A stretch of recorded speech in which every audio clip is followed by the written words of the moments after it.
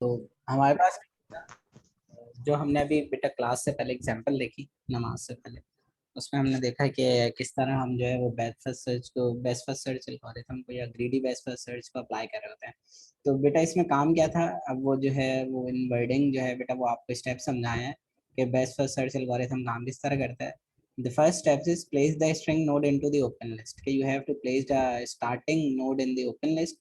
If the open list is empty stop and return failure, कि अगर आपके पास initially आपके पास जो लिस्ट है बेटा, जो एलिमेंट है, जब आपने ओपन में रखा और स्टार्टिंग नोड एम्प्टी है तो आप क्या करो, स्टॉप कर दो और रिटर्न कर दो फेलियर, मीन्स के कोई काम ही नहीं होना।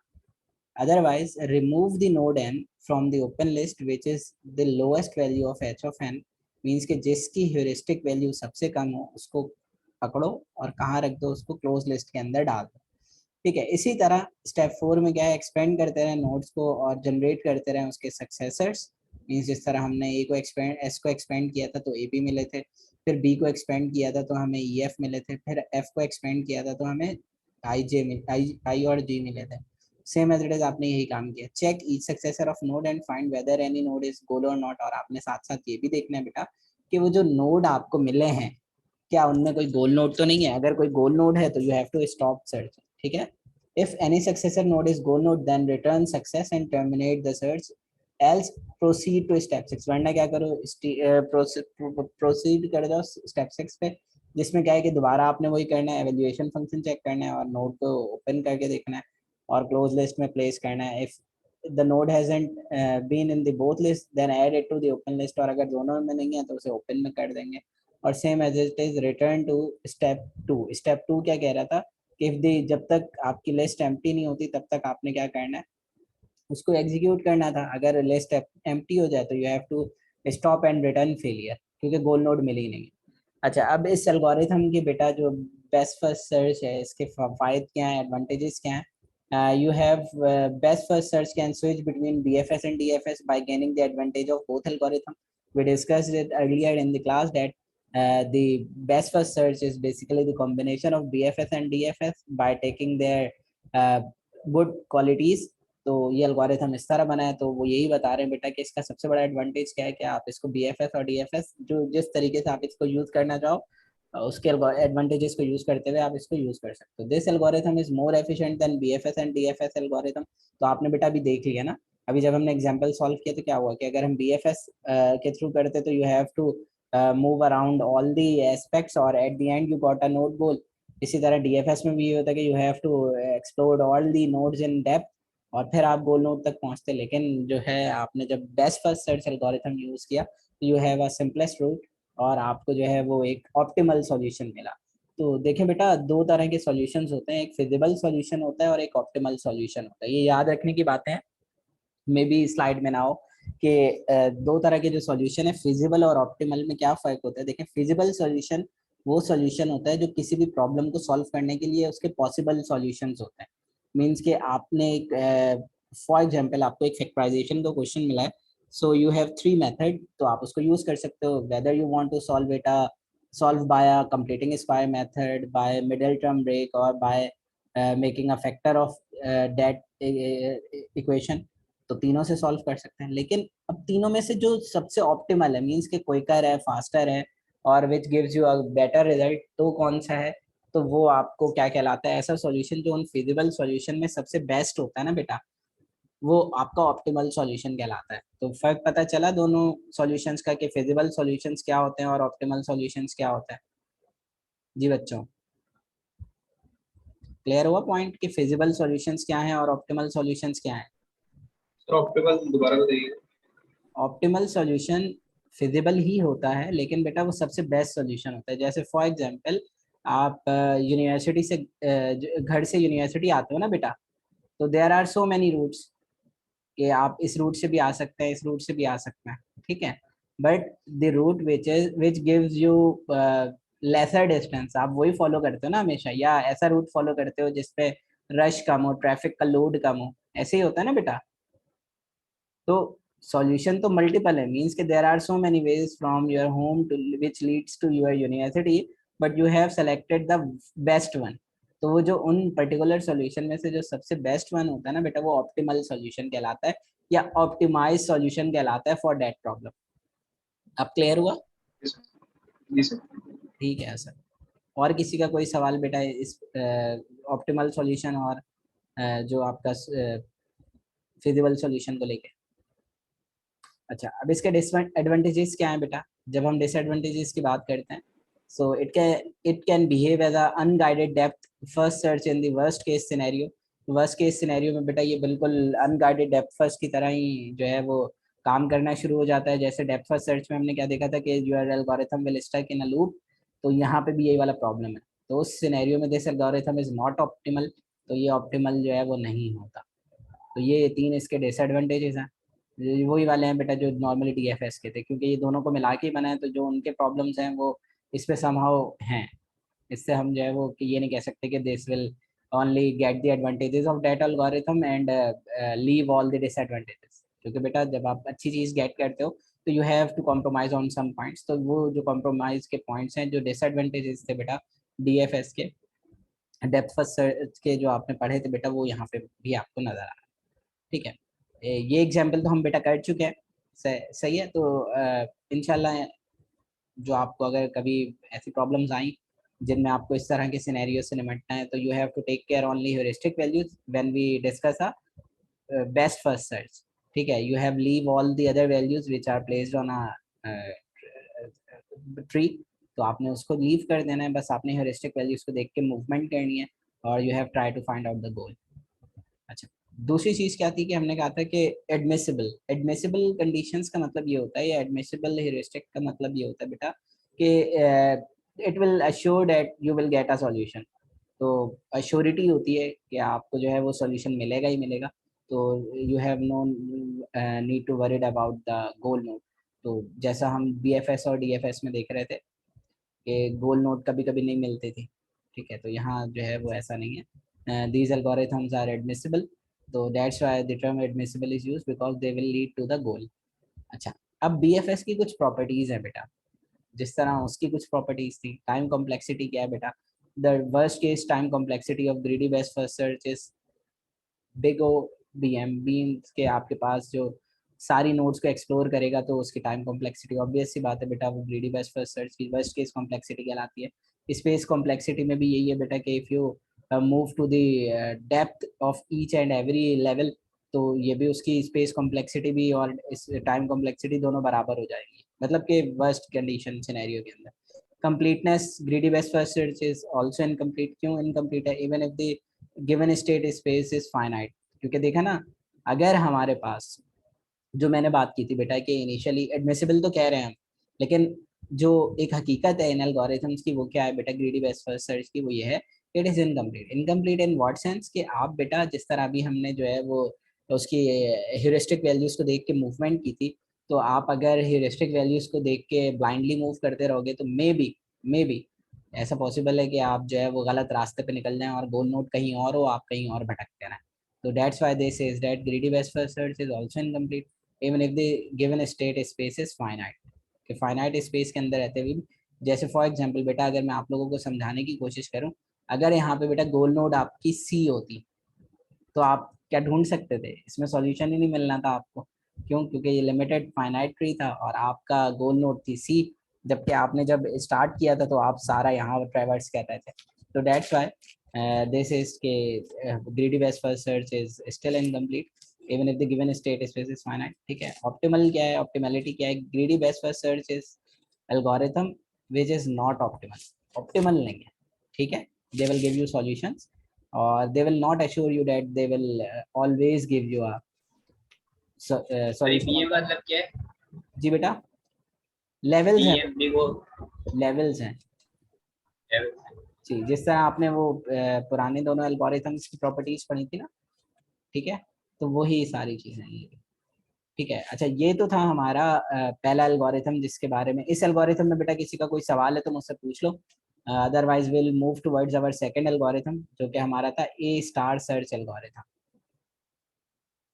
इस स्लाइड के अंदर किसी को कोई इशू है तो बेटा वो पूछ लो मुझसे, फिर वरना हम ए स्टार की तरफ जाएं। जी बेटा। आगे चलें।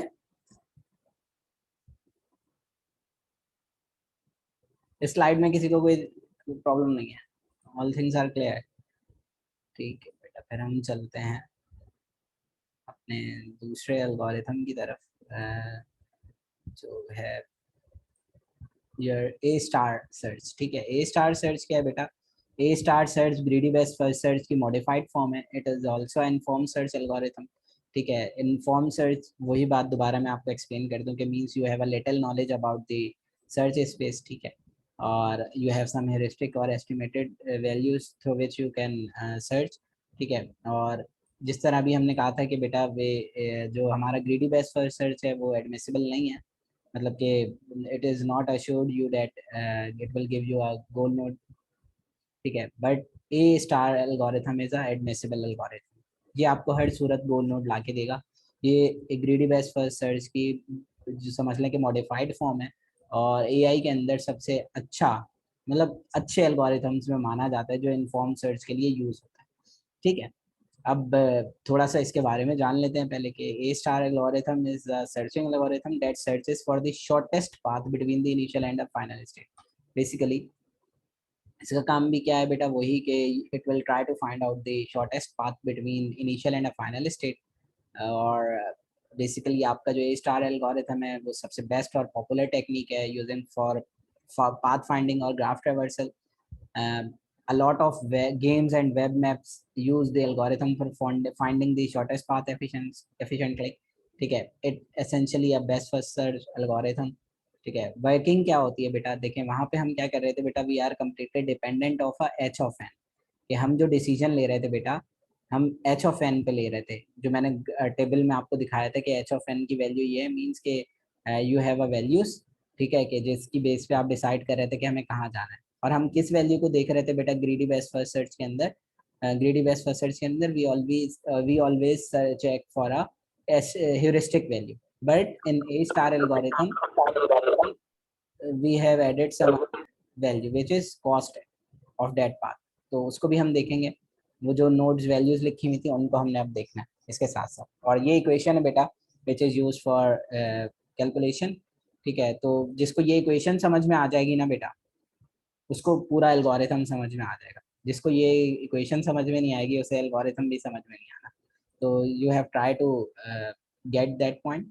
ठीक है, basically A work it is maintains a tree of path originating at the start node. Obvious सी बात है बेटा कि आपका जो सारे एल्गोरिथम्स हैं वो कहाँ से स्टार्ट हो रहे थे? You have started from a start node, then it will extend those path one edge at a time. तो एक वक्त में आप क्या कर रहे थे बेटा, एक नोड को जब एक्सप्लोर कर रहे थे तो उसकी पॉसिबल जितनी भी नोड्स बन रही थी उनको एक्सप्लोर करते थे। कब तक एक्सप्लोर करते थे? जब तक क्राइटेरिया जो है या उसका एंड जो है वो सेटिस्फाई नहीं हो जाता था। Basically A star algorithm extend the path that minimises the following function. तो इसको यूज करते हुए आपने जो है बेटा काम करना है। एफ ऑफ एन क्या है बेटा? वैल्यू है आपकी ओवरऑल। जी ऑफ एन क्या है? कॉस्ट है। ठीक है, और एच ऑफ एन क्या है बेटा? आपकी एस्टिमेटेड ह्यूरिस्टिक वैल्यूज है। जी ऑफ एन आपकी कॉस्ट है, जो वैल्यूज लिखी हुई थी मतलब 2 3 वगैरह आपकी नोड्स के बिटवीन में लिखी हुई थी, और दूसरी वैल्यूज थी जो आपकी टेबल के अंदर मौजूद थी। ठीक है, तो अब आपने उन दोनों का सम लेना है और उनकी बेसिस पे डिसाइड करना है कि where you have to move. ठीक है, अच्छा, आपने कुछ भी नहीं करना बेटा। जो चीज़ें यहाँ आपको नजर आ रही हैं जी एच और एफ, ये क्या है इनको समझ लें पहले। कि ए स्टार एल्गोरिथम है 3 पैरामीटर्स। 3 पैरामीटर्स क्या है? जी है। जी क्या है बेटा? वो कॉस्ट है जो मैं कह रहा था। एच क्या थी? वो बेटा आपका ह्यूरिस्टिक वैल्यू थी। एफ जो है बेटा वो सम था जी और एच का। अब जी है क्या इन रियल? अगर हम बात करें तो the cost of moving from the initial cell to the current cell, that value is called G. Basically, it is the sum of all the cells that have been visited since leaving the first cell. तो सब values पे बेटा आपको हर node पे जो है ये values बता रहा होगा कि यहाँ से यहाँ विजिट करेंगे तो कौन कितनी जो है वो कॉस्ट आएगी, यहाँ से यहाँ विजिट करेंगे तो क्या कॉस्ट आएगी। ठीक है, तो these are the values of cells. ठीक है, और एच क्या है बेटा? Also known as heuristic value. ये आप पढ़ चुके हैं बेटा कि ह्यूरिस्टिक वैल्यू क्या होती है? It is the estimated cost of moving from the current cell to the final cell. कि आप ए पे थे तो गोल नोड तक जाना है तो कितना जो है वो कॉस्ट आएगी। तो वो पूरी की पूरी कॉस्ट को आप ह्यूरिस्टिक वैल्यू कहते हो। जैसे आपने टेबल में देखा था बेटा कि एफ टू जी जाने का 2 कॉस्ट थी। मीन्स कि आपको अगर एफ से जी जाना है तो जो गोल नोड है उसकी कॉस्ट कितनी है? एक नंबर था, लेकिन जब आप बेटा जी की बात करते हैं तो ये एवरी सेल की वैल्यूज होती हैं बिटवीन ऑल दी वैल्यूज, ठीक है। तो एफ क्या है, ये सम है, इसको आप देखते हैं अभी कैसे इसको हम सॉल्व करेंगे बेटा। इसमें भी बेटा वही चीजें हैं जो उसमें थी कि it will have a two list open and a close list. Open में वही चीजें होंगी बेटा जिनको आपने एवेल्युएट नहीं किया होगा, जिनके सक्सेसर अब तक एक्सपेंड नहीं हुए होंगे। क्लोज्ड में बेटा वो नोड्स होंगी जिनको आप विजिट कर चुके होगे, एक्सपेंड कर चुके होगे। यहाँ तक बेटा किसी को कोई सवाल है तो मुझे बताओ, क्योंकि फिर बेटा प्रॉब्लम आ जाएगी नीचे, और अगर ये पॉइंट क्लियर नहीं हुए ना तो you have face a problem. Clear है जी बेटा, आगे बढ़े।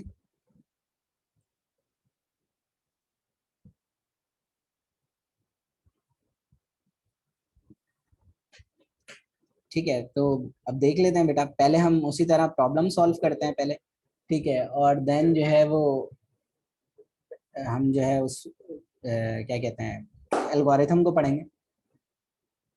ठीक है, तो ये देखें बेटा, ये जो वैल्यूज है ना 6 2 1 3, ये जी है। ये जो रेड से मार्क्ड है ना बेटा वैल्यूज, ये आपकी ह्यूरिस्टिक वैल्यूज है, ठीक है। तो अब हम देखते हैं कि किस तरह जो है वो काम होगा। The number written on the edges represent the distance between the nodes. तो ये जो एजेस पे नंबर लिखे हैं ना, ये जो एजेस हैं इन पे जो नंबर लिखे हैं basically they represent the distance between the nodes. Means के बी से सी तक का डिस्टेंस कितना है, 5 है। लेकिन सी से गोल नोड तक का डिस्टेंस कितना है बेटा, वो आपका वो भी 5 है। You have to take care about this, ठीक है।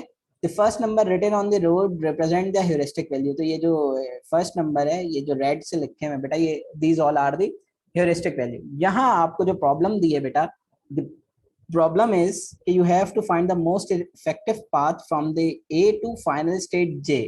मीन्स के ए से जे तक जाना है आपको। मीन्स के आपका जो इनिशियल पॉइंट है वो है ए, और आपको कहाँ तक जाना है बेटा, जे तक जाना है। तो you have to use a A-steric algorithm या A star algorithm for that problem। तो आपको कैसे करना है वो आप समझना है। पहले आपको ये समझ में आ गई बेटा कि G कौन सी वैल्यू है और H of n कौन सी वैल्यू है। कोई एक बच्चा भी बता दो मुझे कि हाँ भाई हमें ये समझ में आ गया, वरना मुझे लग रहा है कि नहीं आया। जी हसन। सर जी जो है वो एक सेल से दूसरे सेल पे जाने की वैल्यू है, बिल्कुल, और जो और दूसरी थी ह्यूरिस्टिक वो। वैल्यू है वो गोल नोड तक। मींस के B से अगर J पे जाना है तो 8 वैल्यू है, ठीक है। सर एक बात बताएं, ये इसमें से जो वो था जी था, जी जी। ह्यूरिस्टिक जो है वो सारे जी का सम है, ये जितने भी नहीं नहीं, होंगे। सारे जी का सम नहीं होता बेटा। ह्यूरिस्टिक वो वैल्यू होती है बेटा जो आपकी करंट नोड से गोल नोड तक का डिस्टेंस होता है। जैसे ए से अगर जे पे जाना है तो उसका ह्यूरिस्टिक की वैल्यू है 10, ठीक है। बी से जे तक जाना है तो उसकी ह्यूरिस्टिक की वैल्यू है 8। सी से जे तक जाना है तो ह्यूरिस्टिक की वैल्यू है 5। एच से जे तक जाना है तो उसकी है 3। तो these are the heuristic. And the other thing is कि you have a distance between nodes to node. Means A से बी तक का डिस्टेंस कितना है, 6। ये जी है, वो एच ऑफ एन था, ये जी ऑफ एन है। सही सर, ठीक है क्लियर सर। है हसन। ठीक है सर, समझ में आ ठीक है, तो अब गया। हम इस प्रॉब्लम को सॉल्व करते हैं बेटा। कि सबसे पहले हम आए ए पे। अब आप बेटा ए को देखो, तो ए पे आपके पास दो पॉसिबिलिटीज हैं कि बी पे भी जा सकते हैं, एफ पे भी जा सकते हैं। क्लियर है ये चीज। तो हम देखते हैं सबसे पहले कि कैसे। We start with a node A. अब जो एक्सप्लोर्ड होंगी वो दो नोड्स हैं कि या तो बी पे जा सकते हैं या एफ पे जा सकते हैं। तो उसके लिए आपको क्या करना होगा बेटा कि आपको एफ ऑफ बी, मीन्स के f of b is equal to g of b और एच ऑफ बी, ठीक है। इसी तरह एफ ऑफ एफ मीन्स के f h g of f और g of h of f निकालना है, ठीक है। तो आपने क्या किया बेटा, देखें अब आप इसको अगर समझें, आपके पास ए से एफ तक जाने की जो, पहले बी को देख लेते हैं। ए से बी तक जाने की जो जी ऑफ एन थी वो थी 6। तो देखिए जी ऑफ एन की जगह क्या आ गया, 6। लेकिन जो बी का ह्यूरिस्टिक था वो था 8। तो आपने क्या लिखा, 6 + 8। क्लियर है ये बात, ये इक्वेशन समझ में आई कि कैसे बनी है। यस सर, क्लियर है। ठीक है, सेम एज इट इज जब आप एफ के लिए करोगे बेटा, तो f of f is equal to g of f. G of f क्या है बेटा, 3 और उस तक जाने की ह्यूरिस्टिक की वैल्यू क्या है 6, तो आपने क्या किया 3 + 6, तो क्या आंसर आ गया 9। तो अब आप इसमें से कौन सी वैल्यू सेलेक्ट करोगे, किसको लेके मूव करना है, तो you have to select the smallest one. तो आपके पास जो पाथ है आप कौन सा सेलेक्ट कर लोगे, F सेलेक्ट, F। ठीक है बेटा। फिर स्टेप 2 में जब आओगे F के पास आते आते हैं तो हमारे पास दो वैल्यूज है, या तो G की तरफ जा सकते हैं या H की तरफ जा सकते हैं। Same as it is you have to repeat the last process कि आप f(g) और f(h) निकालोगे, तो इन दोनों में से जिसका रिजल्ट छोटा होगा उसकी तरफ मूव कर जाएंगे, ठीक है। तो जब आप इन दोनों को रिजल्ट को कैलकुलेट कर रहे हो बेटा f(g) और f(h) को, तो यू हैव, देखें G तक पहुंचना है, तो G तक पहुंचना है, कहां से पहुंच रहे थे हम, f ऑफ उससे, तो ये देखें बेटा, आप अगर वैल्यूज को देखें तो 3+1, 3+1 क्यों हुआ, देखें A से F से G तक आओगे ना बेटा, तो 3 ये वाली वैल्यू और 1 ये वाला, तो G of n overall nodes के डिस्टेंस को कैलकुलेट करेगा, तो 3+1 क्या हो जाएगा 4, और उसका ह्यूरिस्टिक क्या है बेटा 5। तो आपने क्या किया बेटा 3+1 और 5। क्लियर है ये पॉइंट या नहीं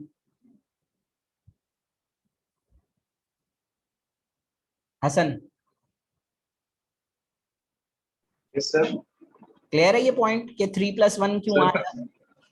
सर आवाज कट गई थी, मेरा नेट थोड़ा वो हुआ डिस्टर्ब। देखें बेटा, आपने f(g) तक आना है, तो आप डायरेक्टली f(g) तक तो नहीं आए, आप यहां से चल के यहां तक आए, तो g ऑफ n की ये वाली वैल्यू और ये वाली वैल्यू अब दोनों ऐड होंगी, 3+1 हो जाएगा 4। तो आप देखिए बेटा 3+1 हो गया 4, और ह्यूरिस्टिक क्या है g का जिसके लिए कैलकुलेशन हो रही है वो है 5। तो आप देखें बेटा 3+1 4 और +5 9 हो गया। इसी तरह आप दूसरे नोड क्या एक्सप्लोर हुई थी h, तो 3+7 हो गया 10, 10 में 3 ऐड किया तो हो गया 13। तो इसमें से जो छोटा आंसर आ रहा होगा बेटा आप उस नोट को पिक कर लोगे, तो मींस कि you have to go with the G। जब आप बेटा G पे आए तो अब आप एक्सप्लोर कर रहे हो, सिर्फ A की वैल्यू है, G से हम I पे जा सकते हैं सिर्फ, तो आसानी हो गई हमारे लिए। तो अब क्या होगा 3+1+3, तो आप देखें बेटा थर्ड स्टेप के अंदर 3+1+3, और I पे अगर हम हैं तो ह्यूरिस्टिक की वैल्यू क्या है 1, तो you have to make a solution कि आपके पास जो एक ही पॉसिबिलिटी है, तो we have to go with I. तो जब हम आई के साथ आए, तो अब प्रॉब्लम है कि आई को जब हम एक्सप्लोर कर रहे हैं तो यू हैव टू नोड्स ई और जे, तो दोनों की कॉस्ट को देखने की कोशिश करेंगे। तो और तीसरी नोड जो है वो आई से आप कहाँ जा सकते हो, ई पे, एच पे भी जा सकते हैं आई से वापस, तो you have so many veg.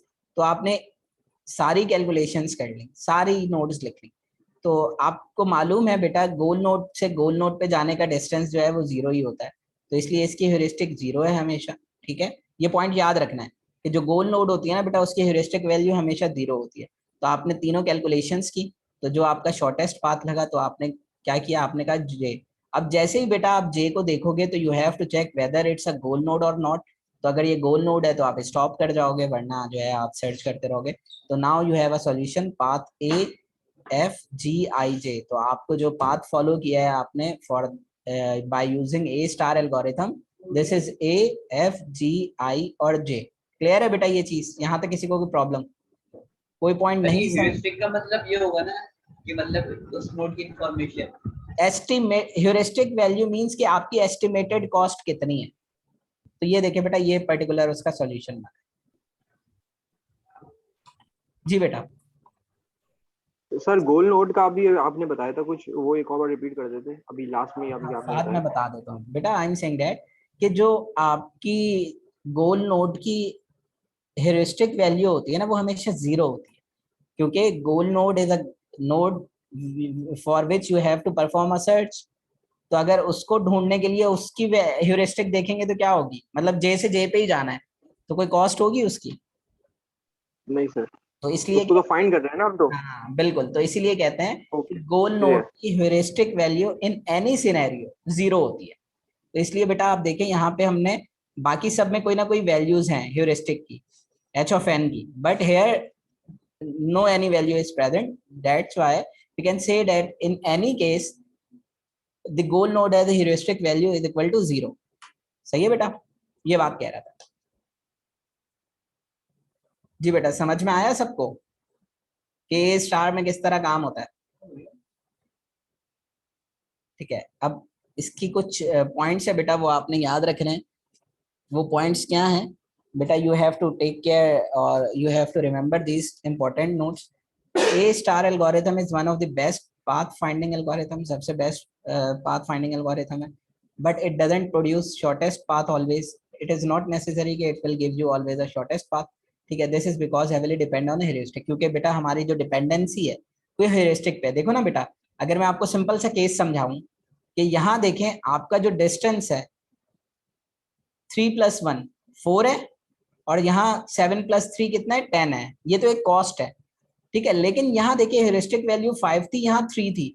अगर मैं दोनों में हेरिस्टिक वैल्यू को 20 कर देता हूँ, या 30, इसमें 20 और इसमें 3 कर देता हूँ, तो किसकी वजह से पूरा का पूरा सिनेरियो चेंज हो रहा है? क्या आपकी जो कॉस्ट वैल्यूज है वो ज्यादा इफेक्टिव है, या आपकी जो हेरिस्टिक वैल्यू है वो ज्यादा इफेक्टिव है? तो we can say that heuristic values are more influence on the equation। ठीक है, अगर heuristic value बड़ी हो जाएगी तो आपकी cost values छोटी भी हो तो कोई फर्क नहीं पड़ने वाला। ठीक है, तो that's why your the point says कि it doesn't produce always the shortest path because it heavily depends on a heuristic। तो इस वजह से बेटा हम ये कहते हैं कि ये वाली प्रॉब्लम की वजह से आपका जो रिजल्ट है वो क्या हो सकता है? मे हाउ सॉरी somehow जो है वो जो रिजल्ट प्रोड्यूस हो रहा है वो it is not necessary that it will give you a shortest path always. Clear है बेटा ये चीज? यहाँ तक कोई मसला, कोई पॉइंट नहीं समझ में आया तो बेटा मुझे बताओ आप लोग। जी बेटा,